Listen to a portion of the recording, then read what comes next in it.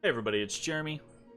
Welcome back to EA Tetragrammaton, where we are playing This is turn 148. Jumping in there. Okay, so we're just gonna go down the list of stuff that's going on. We've done 1, 2, 3, 4, 5, 6 Anzus. Done 1, 2, 3, 4 corpse band constructions. 1, 2, 3, 4 Kusurikus. 2 Infernal Tempests. 2 Tartarian Gates. Looks like 1, 2 Naiad Warriors. We did a Gift of Reason. We had a Lich get attacked with a Mind Hunt, but resist.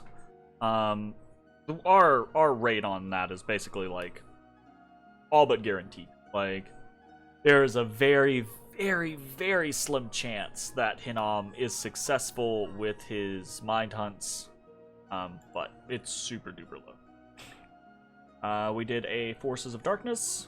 We've done 1, 2 Yetis, I think. And that's about it. We got a bunch of different battles.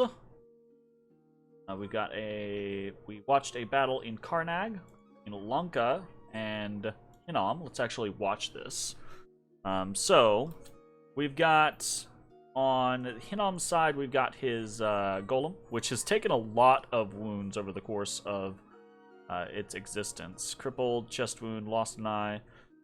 This guy has the Armor of Virtue, right? So he's got returning on damage. So very hard to kill him. And then this Ami also has a Ring of Returning. So also very hard to kill him. Less hard than the Golem, though. The Golem has very high HP. The Ami does not. So over here we've got a very interesting little setup from Lanka. We've got a Raksharaja that is kitted out to not be Soul Slave, right? Very high magic resistance. In fact, I think probably overkill on the magic resistance. The amulet, so these guys have a base of 16, right? The amulet of anti-magic would probably be plenty, because putting yourself at a 20 means you're pretty unlikely to get hit. If they're rolling around with a bunch of pin gear, though, like Eyes of the Void, can be a little more difficult to resist. So at that point, I can understand like throwing in rainbow armor, because you get some reinvigoration with that as well, or the lead shield, right? Because it's, but I don't think you need both of them necessarily. Not that it matters. It's kind of like whatever. This is probably just gear that he had, and he was like, "Here, fuck it, let's throw this all." Very high reinvigoration. Enough to make him fatigue neutral in this severe heat, so kind of interesting. But the big deal here is he's got a Flesh Eater. Flesh Eaters, ugh. They hit really hard, cause chest wounds, and they make you go berserk. So, cool. And then the other Raksharaja just has some magic resist gear, right? Ooh, is that the other thing? Does he have... No. So the other Raksharaja just has some MR gear, and then he's got a bunch of blood sacrifices here to utilize for... we've got Soul Slay coming out. Let's actually watch, like... Okay, this guy blesses, and then this guy casts Flight. Got a Body Ethereal over here. We've got a Soul Slay. Soul Slay fails. We've got some more Soul Slay. We've got Astral Shield coming out from the Golem. And then we can see the big thing, right? We've got Life for a Life coming out. The Soul Slay misses again. This Raksharaja is casting Life for a Life, while the other one is up in the air. Casts Life for a Life. The Life for a Life instantly pops this Ami. Does too much damage for that Ami to sustain. This Raksharaja drops next to the golem. And then unfortunately, right, like, I don't know if this is if this is scripted this way, right? But this Raksharaja goes from casting. Oh, you know what? It's probably not scripted this way, but I don't think you can life for a life a golem. Like, I don't think you can, because they're inanimate, right? So you can't do the life for a life. So I don't think so, anyways. That would make sense to me. So I bet the script was set for more life for a life, but since there's not a valid target anymore, this Raksharaja probably swapped over to summon imps, which is interesting. There's a little brawl now, and the golem has ridiculously low attack skill. He's never going to hit. But as soon as the Raksharaja actually gets through, then he just returns. So, a cool little victory for Lanka. Unfortunately, we were moving into Karnag.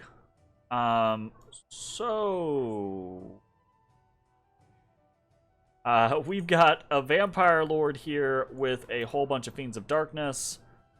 We've got these two Raksharajas. The Raksharajas no longer have any Blood Slaves, so we get a Blessing and a Flight. Our forces of Fiends of Darkness are already in the air. They come down. This guy berserks, and he continues with his script, which is to fly. So, we're going to have Forces of Darkness on this guy, and then we're going to have... Oh, shit, he landed right next to us. But we already have some Long Dead out, and he is focusing on them. The key point here is he hits for 46 magic damage. We do not have 46 life, and we have no fucking protection. We have Invulnerable, which only protects from mundane weapons, so he will ignore that entirely. So all he has to do is hit us once, and we die. Let's watch. Zoomed out. So he's focusing on Long Dead on the left. Our fiends they kill the one on the right, because that one honestly didn't have a whole lot of gear, right? It was set up more for casting life for life, right? The fiends go back up in the air, start to land around this Raksharaja. We get another horde of skeletons off, and again, it just takes him turning and swinging at us once to pop us. But fortunately, the AI blesses us, and we win. We kill 2 Raksharajas there. Not that we were after that, but you know, it's a bump that we won. I'd rather it be a bump that we won than a bump that we lost. We got Boots of the Messenger, Starshine Skullcap, and Rainbow Armor there. Actually need to check this guy. Okay, yeah. So that's cool. We should probably go try to... Well...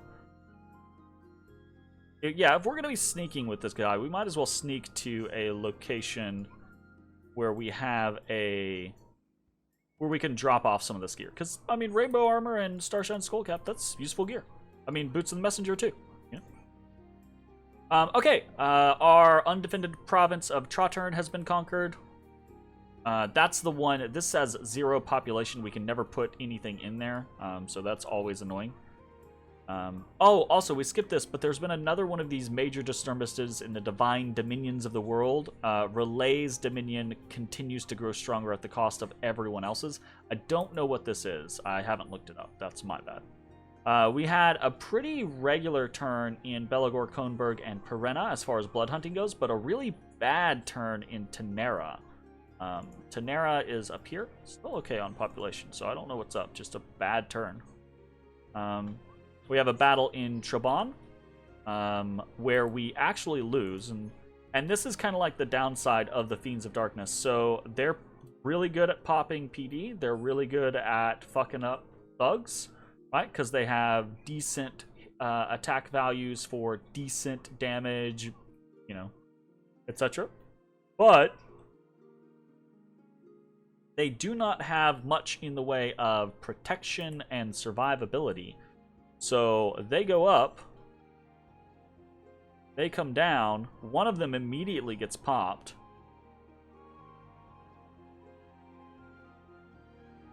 And they just keep, like, they keep getting it involved. These Bandar Warrior undead from Lanka are the fucking shit. Like, honestly, they're really good. They hit really hard with that Iron Cudgel. And they actually have decent, like, armor and stuff like that. They're wearing this scale mail hauberk, and it actually fucks. So, those guys have kind of been the little bane of my existence for a while. But basically, yeah, we lose too many Fiends of Darkness, right? Because they've got a lot of HP, especially compared to our Vampire Lord, right? So losing so many of them in a battle like this means, you know, our Vamp Lord routes.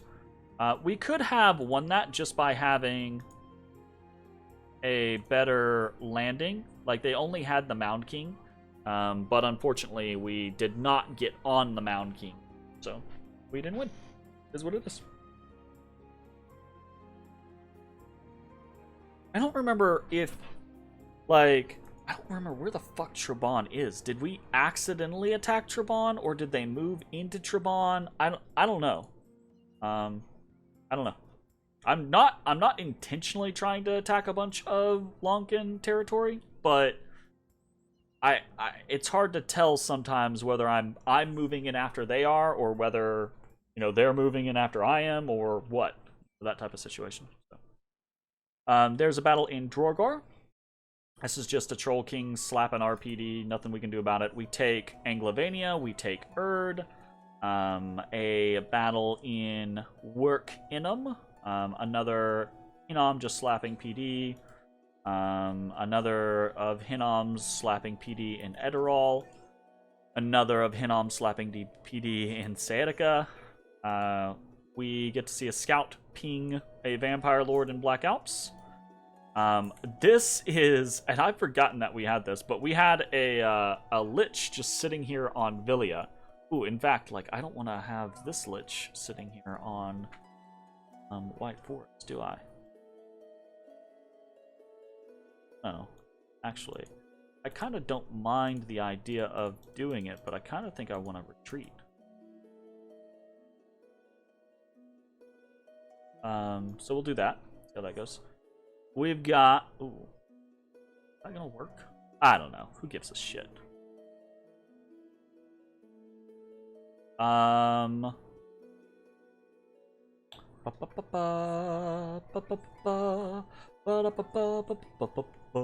feel like that's a bad idea, honestly. I feel like that's a bad wrong fucking thing there. Come on. I gotta rescript this, sorry. Soul Vortex, Invulnerability, of Skelly Bumps. We just pull off here. I actually go and set this guy on, because if he doesn't, I mean, I'm pretty sure he'll throw something at it, but if he doesn't, right, then Elder 18 can just sit there.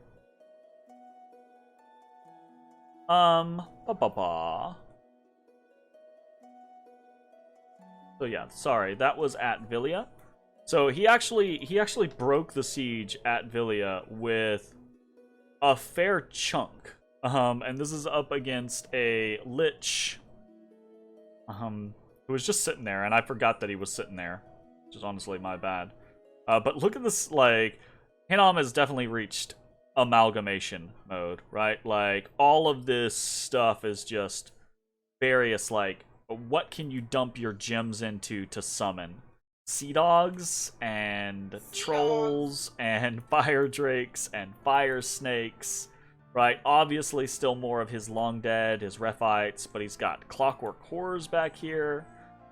He does have some a lively mage core here still, right? A bunch of Kohins, a bunch of Ketasims, a bunch of Amis.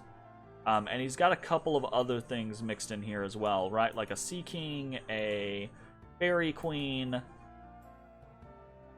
Here.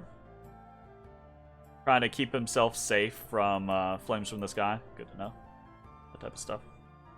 Very good to know. Of a lizard shaman back here. Anyways, so this is going to be nothing really quick. He's got some devils as well, so these devils are going to make very short work of the Lich, almost killing him immediately. But it's interesting that he you know, sallied with so much stuff. He might have been worried that I was going to maybe that I was gonna try to like bait in a scenario, like sit on the fort and then send in like magic phase in a bunch of people.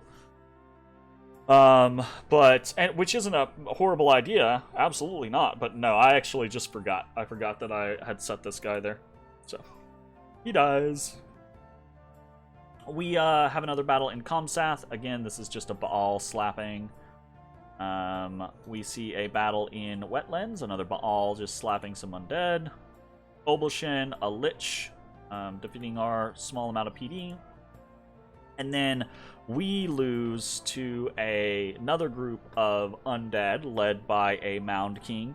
And this is the good old Horde of Skeletons spam, and there's just not enough of them. And again, we get into that situation where we're fine initially, but then as soon as the Cudgel boys, or the Mace boys, basically the Bandars, come in, they hit hard enough that, boom, we start to take damage, it starts to cut through our regeneration, and we're dead.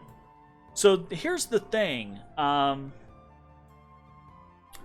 There's not really a lot we can do against like the Bandar scenario, except for group up our Liches and our vampires, so that we can outproduce the undead that's already there, which is definitely doable, right? I think probably 3 would be fine, because I think the first 3 is gonna Hordes of Skeletons, Hordes of Skeleton, Hordes of Skeleton is going to be enough of a buffer wave for when Wither Bones and things like that starts to pop. We could probably push out that type of scenario. Like, if we had a second one, we might have even been able to win here, but I think it's dicey that way. A third would definitely do it. Alternatively, it's the scenario of putting reinvigoration gear on some of these, probably not the Liches, but on the vampires, right? They already have built-in regeneration. Putting better armor, basically kitting them out to be combat thugs, is another option that we could go. That's a little more, well, I say, you know, it's a little more expensive, but it depends on what you're talking about, right? Like, we'll lose less vampires and Liches doing that, but we gotta invest to do it. So, is the investment worth it? I'm not sure. Okay, so we did that. Iron Range, and then we see a battle on Hinnom. Very excited about this. Only it's just a little scout. So Lanka is just pinging to see what's up, and that means we get to see what's up. So the answer is not a lot in Hinnom, actually.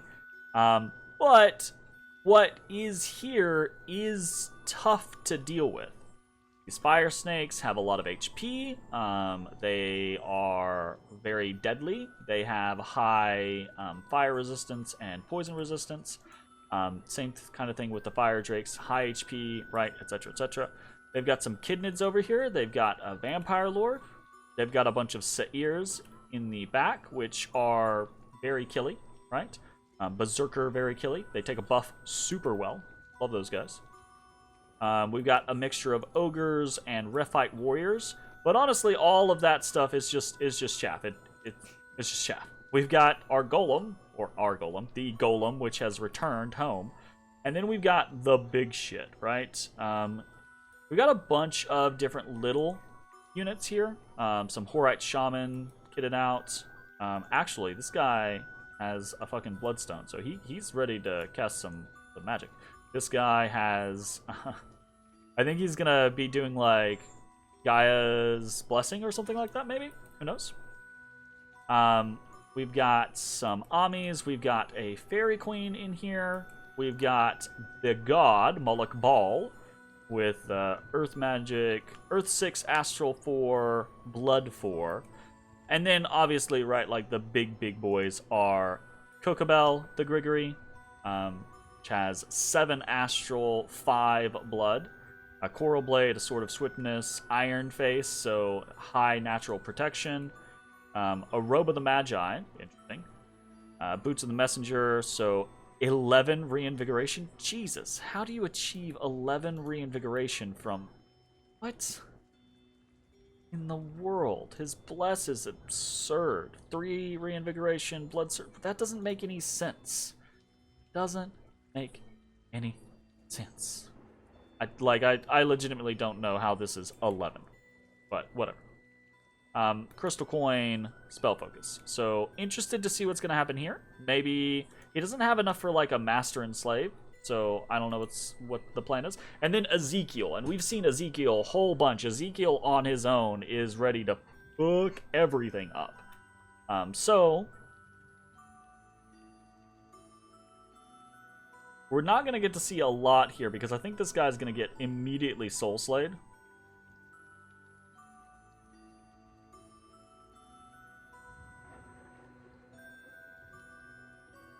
He just died. So, we get some Soul Vortexes. I wonder if this is intentional, that he's trying to Soul Vortex in the middle of these units. I find that somewhat... Yeah, like, I Soul Vortex in the middle of units, sure, but I'm Soul Vortexing in the middle of specific regeneration units that I try to put away from everyone else. Regardless, I don't think it matters. Oh, they're just in there. He's probably just doing it because he knows it's not gonna matter, and the Soul Vortex is just giving him a little bit of reduced fatigue by ticking once or twice on these people as they're moving past him. So, it's fine. But yeah, we don't really get to see a whole lot because there's not a whole lot to see. But this is the force defending Hinnom. Not a very strong force, honestly. Well, I say that. It's not a very robust force. But they're, you know, just the Grigories on their own are enough to handle a whole shit ton. And he's got a lot of other power sitting there. So, whatever Lanka sends is gonna need to be prepared to deal with this. Or it might, like, he could send an army in there, and that army could kill most of this and still die to Ezekiel and Kokobel and Moloch Ball, right? So who the fuck knows? All right, we have a unexpected event in Perenna, Death 2 and Unrest 10. Oof. And then in Trackless Waste, dabbling in blood magic is fraught with dangers. A horde of vicious imps have managed to escape the summoning circle. 4 assassination attempts on Crystal Sorceress 24. This is hilarious, though, because Crystal Sorceress 24 has a Demon Bane. And because she has a Demon Bane and because we have Gift of Health, she actually has a lot of HP, and she's ready to fuck. So we get a Body Ethereal off before the Imp lands, and we're casting Astral Shield. We get the Astral Shield off, and he gets stunned by the Astral Shield, or paralyzed by the Astral Shield, rather, and just smacked for 60 damage. And this happens 4 more times, like clockwork. It's this, like, wildest fucking, like, random ass assassination. Just each time.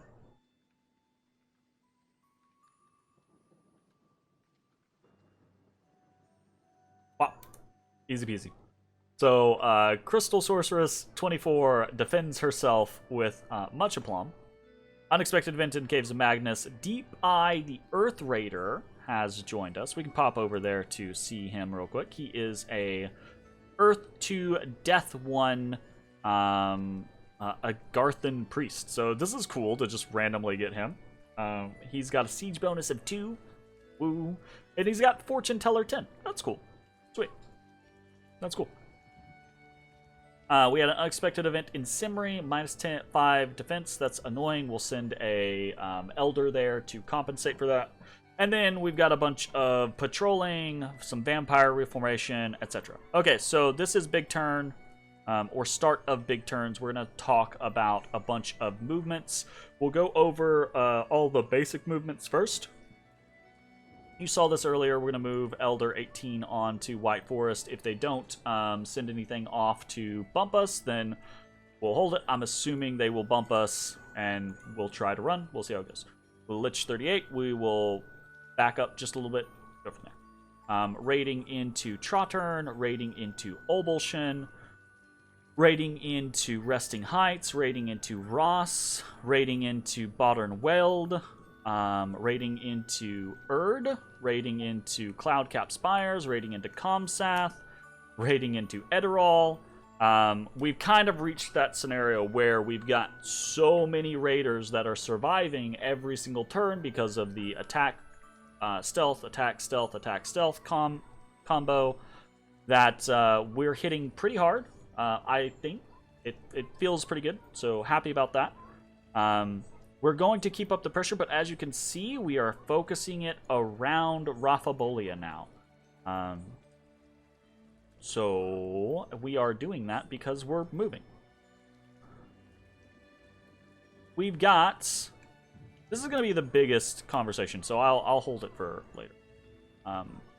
We got a very lucky get this turn in Operi with our Enkidu Shaman factory. Enkidu Shaman number 46 is a Earth 4 natural mage, which is pretty fucking rare. That is a Earth, 100% Earth into a 10% Earth. Very, very, very, very rare. Just as rare as our Nature 5. I think we've only gotten 1 or 2 of these in the entire game out of 46 Enkidu Shamans. I think we only got 1 of the Nature 5s. So, very cool. This guy can... I mean, the thing about Earth, though, versus Nature is you don't really need to be super high level to get most of the Earth stuff. Just being Earth 3 and then wearing some Earth boots lets you cast, like, Army of Lead and Army of Gold are both Earth 5. And they both cost 3 gems, right? So if you are Earth 3 and you have Earth boots on, or you just do summon Earth power, but obviously you want to get things off as quick as you can, so preferably you do some Earth boots. Then you can just immediately cast by dumping 4 gems into the Army of Lead or Army of Gold, right? This guy, you can wear those Earth boots and actually be Earth 5, which doesn't really change things terribly much, honestly. Like, it doesn't increase the cast speed. It just means this guy becomes unfatigued faster, you know. So, or he saves you 1 gem, right? Which in the grand scale of things, if you were casting this every single turn, that might matter, but you're not normally casting that type of thing every single turn. So the Nature 5 out of the gate is way, oh my god, compared to the Earth 4 out of the gate. That being said, this is still really cool, right? We could still, again, take Earth Boots and something like a Blood Crystal or Bloodstone or whatever it is. That could get us to Earth 6. We could wear a Ring of Wizardry. That would put us at Earth 7. We could wear the Robe of the Magi. That would put us at Earth 8. And then we could actually wear, like, the Tempest. The Sword of Many Colors. Is that what it's called? Yeah, Sword of Many Colors. And that would put us at Earth 9. We could boost if we wanted to be Earth 10, but basically, like, if we wanted to do something that was just a big, huge Earth fuck you global, we could try to move towards that. I don't know that there's one that's that exists that I'm like super oh my god about. Forge of the Ancients is really, really strong, but I don't think that's super important for us right now. I say super important. It's super important for us 70 turns ago, right? It would have been really awesome 70 turns ago. Now it's just kind of like whatever. Taking Earthblood Deepwell, again, it would be cool to have that income, but it's not really worth it. Riches from Beneath could be okay. Because it could be like another alternative to Nature's Bounty. But again, we don't have a crazy amount of Earth Gems, so that's not really something.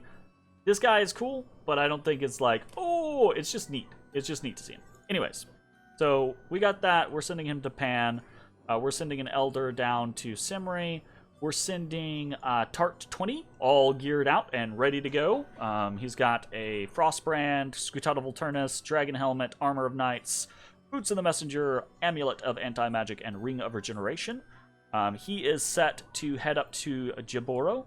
Actually want to make sure that he's just going to Jaboro. He has a lot of map move with the Boots of the Messenger. 30 map move is pretty extreme.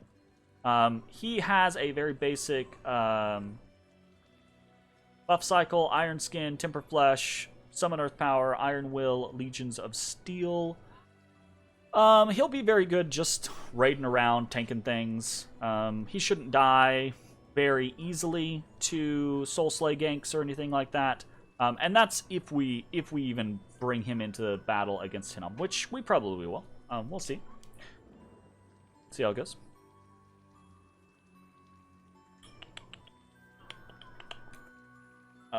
So we're sending him up to Jaboro.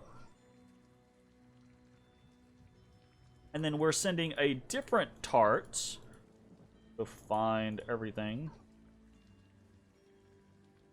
This, right? So we're sending Tart 20 over to Olentova. And this is just another Tartarian spirit. He's not, we haven't outfitted him yet. Because he's got significantly less map moves, so he's going to be able to pop into a fort rather than go around. But we're probably just going to put something similar on him and see how it goes. I realize now, also, by the way, that not only did we lose a vampire earlier, but we also, I think, lost our Lich that had empowered in Earth up here. I think we did that in 2 places. But we still have this Lich 28, that is also empowered in Earth down here. I think we had done that in 2 places, but I could be wrong. Anyways, what that means is we could have this Tart 21, rather than be a raider or anything like that, he could actually be a caster. We could drop some death boost on him and have him do, what's it called? There's the big, like, one of the final tier of Fields of the Dead, right? So, Necromancer releases the powers of the underworld and reanimates bodies and bones across the entire battlefield, evermore walking. So it's like a Howl, but for death, you know, that type of thing. So that's cool. We could have him do that type of thing. Pretty interesting. And actually, I think we could have him do that without too much investment. So he needs to be Death. He's already Earth 3. He's Death 2. He has to be Death 5 to cast it. If we put a Skull Staff in his hands, he's Death 3, and therefore at Death 3 he can use 3 gems. He uses 1 to empower to 4, 1 to empower to 5, and then the last to cast Fields of the Dead, I think is how that would work. So should be able to do something with him pretty quick. That'd be interesting. Okay, other than that, we have no real movement. I say no real movement. We're moving, whoever the fuck this is. Vampire 43 over to Gibernia with more storm demons. That's it. Might as well bring in these Fiends of Darkness as well. So they're heading to Gibernia. No big deal. Anything else for movement? I don't think so. So let's talk about Halbathria. We are sending a massive force out from Halbathria, moving towards Raphabolia this turn. It's gonna have just around 2k siege strength. It's gonna be mostly put together with storm demons, kusarikus, our regular infantry, kidnids, some random flails, corpse constructs, and forces of darkness. We've also got a little squadron of Unzus in the back and a little squadron of trolls in the back. It is set up to do basically every single big battlefield buff that we can, or for the most part that we can. There are a few that we are missing, like that particular thing that we had just showed off, the Fields of the Dead, right? But and also we are not doing basically any of the fire stuff. We're leaving most of our fire stuff behind.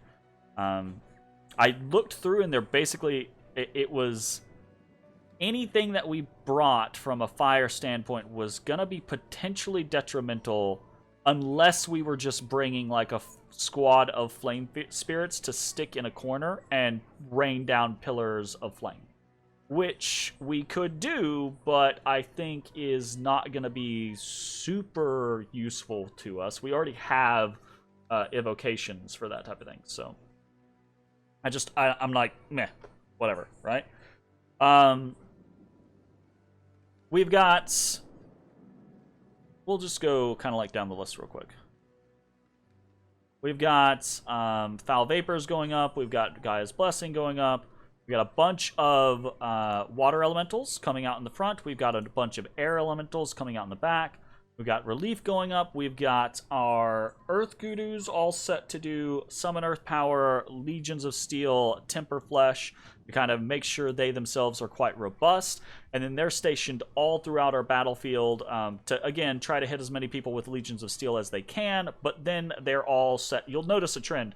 Almost everyone is set on Advance and Cast Spells, so that if there's some motherfucker that sticks around that we just can't kill, they'll try to get closer to use the big fuck you spells on the ones with short range, so fingers crossed that that actually happens. We've got most of our liches actually not doing like Horde of Skeleton spam. I'm sure they will default back to Horde of Skeleton spam, but we're doing Shadow Blasts initially. Shadow Blast actually hit a pretty wide swath.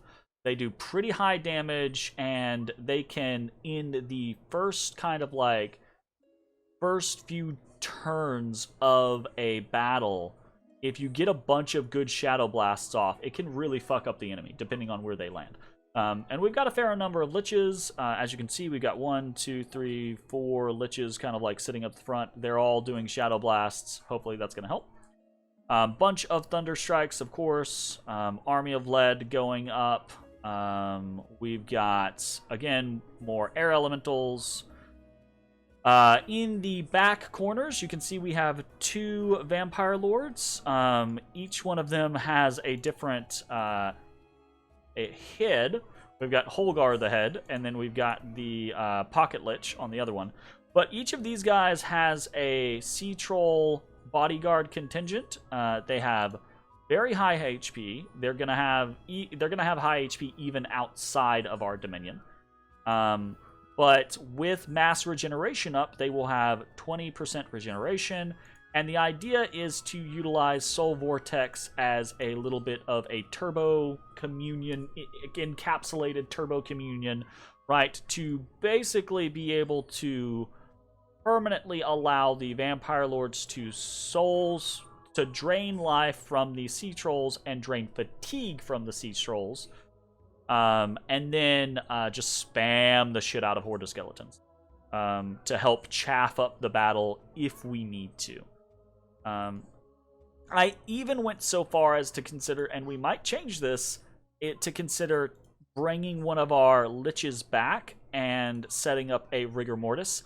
I might actually, depending on what we do when we get on the fort, I might actually set up a feint where we go in with the vamps and a smaller contingent, and basically just try to give a rigor mortis vamp spam time to fuck up a bunch of people, and then see how that goes. Fingers crossed. I don't know that that's going to work. I don't know that we're going to try that, but we'll see.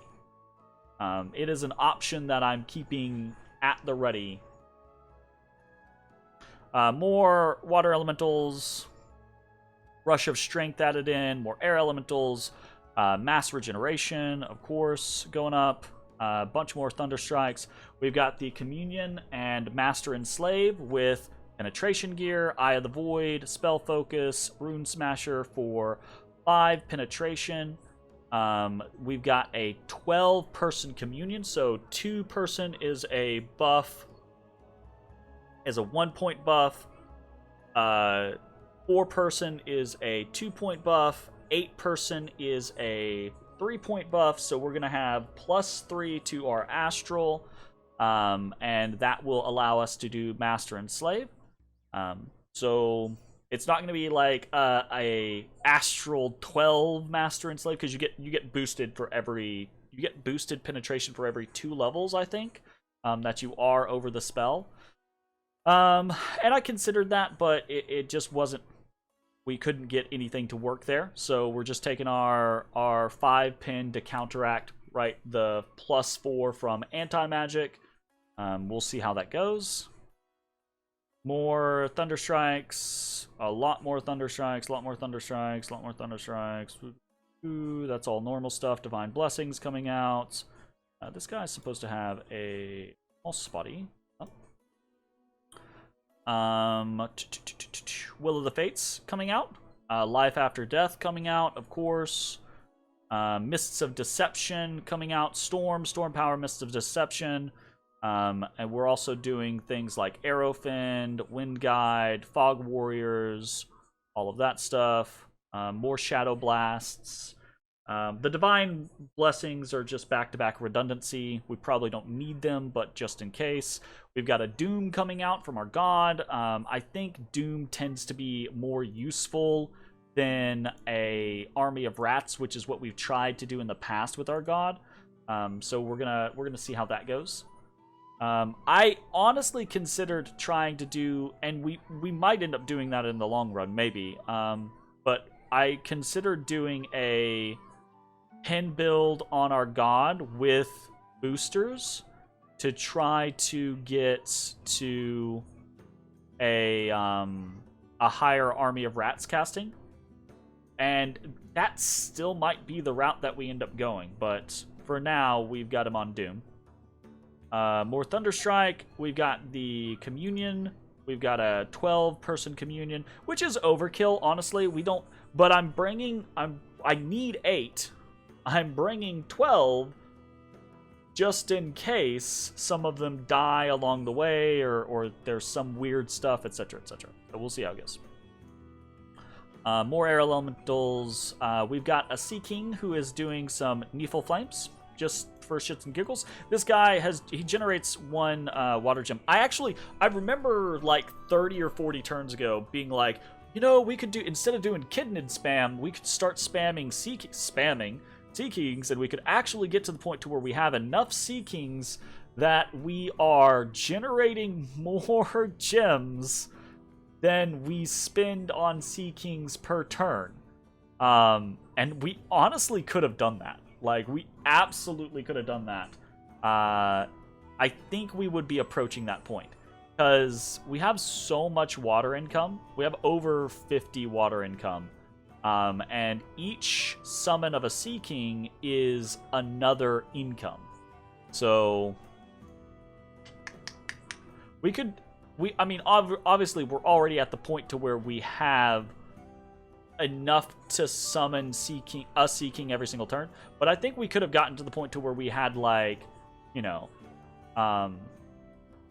enough to summon like 2 or 3 Sea Kings per turn and be okay with it. I just don't know if that... I say I don't know if that would matter, but absolutely it would have mattered. There's a part of me that regrets not doing that 30, 40 turns ago when I thought of the idea, because at this point I think had we done that, we could have just marched into the sea against Relay at this point and just been like, let's go, baby. And I don't think they could have done much. Because at that point, again, right, we would have had so many Sea Kings, and every time you summon a Sea King, you get X amount of Sea Trolls and X amount of Sea Troll Warriors, right, which underwater they're not quite as good as Water Elementals necessarily, right? But they're still big, beefy, super regenerating, etc. So, kind of interesting. I'm kind of sad that we didn't do that. Anyways, he's doing some Needful Flames just because Needful Flames is cool. Big AoE, causes a lot of armor negating damage. Should be fun. More Communions, more Thunder Strikes, etc. And a Howl, just for shits and giggles. So that is what we are kind of doing. We are leaving behind a fair number of Gudus. Primarily because I sat and mathed everything out, and what we are doing with our forging this turn is we're forging a bunch of stuff. I'll talk about the rest of it, but specific to this, we are forging 14 more Rings of the Warrior and 9 more Dragon Helmets for this army specifically, so that you can see, right, we have a couple here that don't have Dragon Helmets or Rings of the Warrior. Ugh, I did it again. Yeah, I've done that so many times. I wish there was a way to group, like Control 1, here's this group. Now I can look at the group without moving the fucking group. God damn it, it's so... Oh, I love this game. Great game. But there's so many little weird things that could really use some improved quality of life. Like grouping units or shit like that. And I know someone's going to say it, so yes, I know. I can come over here to Ivermark and just look at who is coming to this fucking province. But that doesn't work for every situation. And again, being able to group armies would just be so much simpler. Anyways, so we have 14 Rings of the Warrior and 9 Dragon Helmets that are being made in order to fill out the army that is marching on Raphabolia. We are also forging another Scutadal Vorturnus, another Horned Helmet. Horned Helmet basically just because... it's what we have access to that can do kind of what we're wanting to do without spending a shit ton of gems. Again, we're trying to let our nature, earth, and astral kind of recover. 2 more Great Swords of Sharpness, Starshine Skullcap. I think another Boots of Strength. Yeah. The Boots of Strength, the Great Swords of Sharpness, those things are going to Gudus, air Gudus, that we can try to Cloud Trapeze at people if need be. Like this Troll King, right, would be a great target to do that for. Like let's actually go look at him, Droigar. Like he's been counter-raiding us for a while now. He is not... Well, I mean, he's somewhat killy. Like, he'll smack and kill us. But he's not the tankiest thing in existence. He just has high protection. That Infernal Sword. That Infernal Sword does kind of fuck. But he doesn't have super high defense, right? if we popped in while he is doing his thing, we cast flight right there, right? We're up in the air. He casts summon earth power. He casts. We land. 3 people attack. He swings at 1. 3 swing at him. We hope he misses, right? If he does, then cool. If he doesn't, that person probably dies, is what it is. But then we pop him, right? And this Troll King is 40 Earth Gems and has way better gear than what we're throwing on our Air Gurus, right? So we're just trying to kind of diversify our threats and be able to do more magic phase stuff. We'll see how it goes. And then the other things are just supplemental things that we're forging, like the Scutata Volturnus, the Horned Helm. That's just to kind of like round out some of the gear sets that we have. We're doing another Ring of Regeneration, just trying to make sure we have access to more stuff to put on our Tartarians, right? The Star Sign Skull Cap is to kit out a Umu Apkalu that we have in and then I think the other last thing that we're doing is we're Gift of Reasoning 1 tart, and then we are Divine Naming another tart. And summoning even more tarts, of course. Right? So this is a big turn for us. Probably not going to be the biggest turn. This is probably going to be a longer turn than next turn is, because next turn we'll probably just be making minor course corrections for what our plans are. But we should be on Raphabolia in 2 turns. And see how it goes. We're going to try to keep eyes on what happens in Hinam. There's an army of 270 up here. Mostly long dead, storm demons, a Tart, a Mandeha. Mandehas are badasses. Vampire lords, etc. We are trying to, with Kailasa and with Pangea, continue what we have been doing. Pangea is very close to having a strong enough force, I think, to challenge White Forest. Kailasa is working on it, rapidly getting to that point compared to where they were. And yeah, that's pretty much it. Don't know why this scout has a bunch of gems just sitting there, but whatever.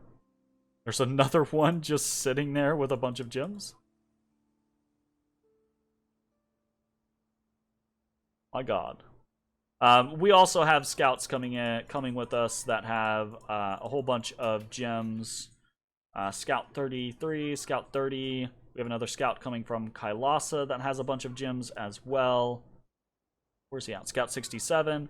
I've thrown Demon Banes on them just to help keep them safe. But also in our Dominion, these guys are super fucking tanky. They have 48 HP.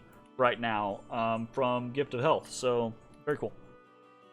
Obviously that's going to decrease as they go to Turtle Glades and Ivermark because we have less candles there. Anyways, that's it. That's it for the turn. We are beginning to make our moves. I'm trying to be more. I've realized over the last 30 to 40 turns, I've kind of just been glossing over a lot of things. And, that's for a reason. It's because if I don't gloss over things, these episodes turn into 50-minute to an hour episodes. I can't always do that, but I am going to try to start doing that more frequently on the important episodes like this one, like showing what our plan is, where we're going, what we're aiming towards, etc. I think is quite a bit more important. We're also still keeping the Flames from the Sky in our back pocket. I don't know that that's going to be super useful though. Oh, and I didn't even talk about this. We're sending Vamp 37 to hit Raphabolia this turn. So we will see how this goes. It might be that he bounces, might not. Actually, no, yeah, that's fine. Yeah, we're gonna see how it goes. Can you tell I'm a little nervous? Alright, that's it for the turn. Thanks for watching. See you next time. Bye, everybody.